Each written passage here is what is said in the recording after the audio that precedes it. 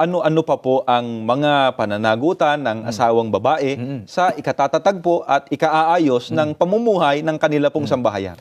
Mga kaibigan, ganito po ang patuloy na pagtuturo sa atin ng Biblia.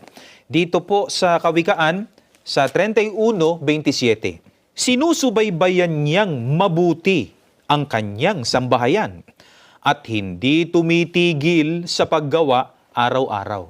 Mga kaibigan, bagamat pananagutan po kapwa ng mag-asawa ang pagsubaybay sa sambahayan, subalit dahil nga po sa ang mas mahabang panahon ng lalaki ay nagugugol sa labas ng tahanan dahil nga sa naghahanap buhay, ang babae po ang naiiwan sa bahay kapiling ng kanilang mga anak.